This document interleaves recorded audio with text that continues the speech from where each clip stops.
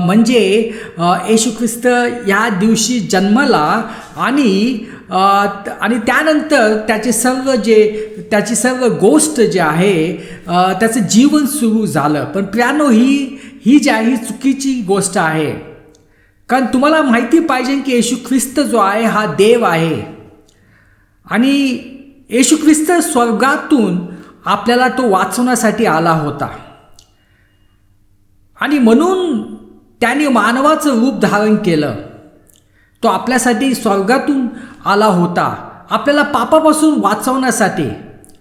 कारण प्रियानो, पवित्र शास्त्र म्हणते की पापाचं वेतन मृत्यू आहे. मृत्यू म्हणजे ह्या पृथ्वीवरचं जीवन जे आहे आपल्याला नरकासारखं होऊन जातं आणि जेव्हा या पृथ्वीतून आपण जातो तेव्हा आपण नरकात जातो. तर येशू ख्रिस्त आपल्याला वाचवण्यासाठी, पापाच्या दंडापासून वाचवण्यासाठी तो स्वर्गातून पृथ्वीवर आलेला होता. आणि जसं तुम्हाला मी सांगितलं की येशू ख्रिस्त त्याच्या जन्मदिवसा अगोदरपासून तो अस्तित्वात होता.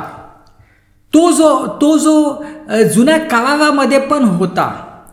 हे सर्व जग उत्पन्न होत होतं तेव्हा पण येशू ख्रिस्त होता. कारण पवित्र शास्त्र म्हणते की त्याच्याद्वारे